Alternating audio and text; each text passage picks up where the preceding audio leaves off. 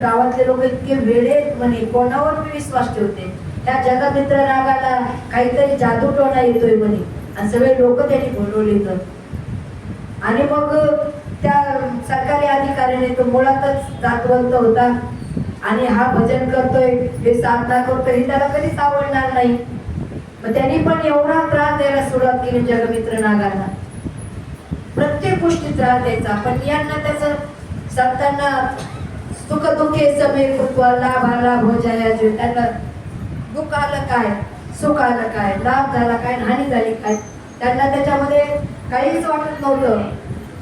शेवट एक दिवशी त्या मुस्लिम समाजाच्या अधिकाऱ्याने जगमित्र नागांना बोलवून घेतलं आणि म्हणे, का तू खरा देवाचा भक्त आहेस ना, माझं एक काम कर म्हणे.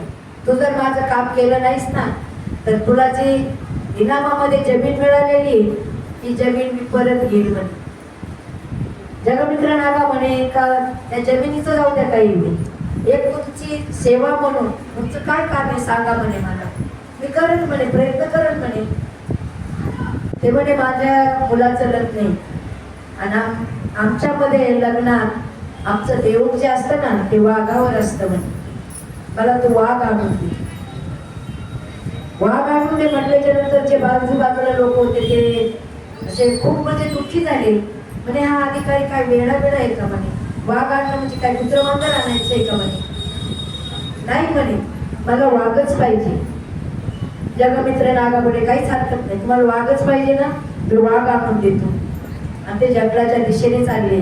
त्यावेळेला जगाचा बाप इकडे लटलट कापत होता. आता माझा नागा जंगलात चाललाय, वाघ आणणार येतो.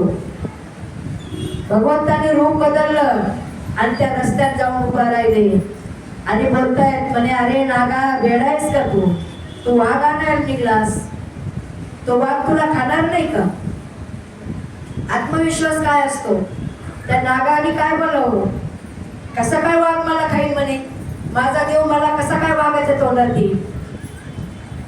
ते देव रूप बदलून आले. ते डायरेक्ट सोडून दे म्हणे ते देव. कशाचा देव कशाचं काय, तू वाघाच्या समोर गेल्याच्यानंतर तुझा देव काय करेल तुला, वाघ खाणारच आहे, त्याचं भक्ष्य येते. त्यावेळेला जगमित्र नागा बोलले, तुमचा विश्वास नाही ना माझ्या देवावर, बाजूला व्हा म्हणे, मला जाऊ द्या म्हणे. माझा देव मला कधीच संकटात पडू देणार नाही. याच्यातून मला काय सांगायचंय, एक निष्ठ भाव काय असतो. एवढी श्रद्धा ठेवली का नाही देवाला यावं लागणार. आणि जगमित्र नागा त्या देवाला बाजूला टाकून जंगलाच्या दिशेने निघले. तर आता तर देवाला जास्तच काळजी वाटायला लागली भक्ताची. आता काय व्हायचं.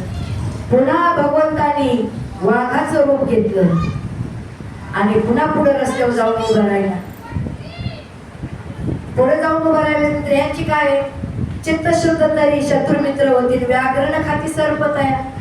कशाला भीती वाटणारी संताला, वाघाला पकडले का कुत्र्या मांजराला पकडले. जसा समोरून वाघ दिसला तसा जगमित्र नागाने कान पकडला त्या वाघाचा. वाटत का कोणाला खरं, तेवढा भाव ठेवत होती आणि कान पकडलाय आणि गावाच्या दिशेने जगमित्र नागाने गेले.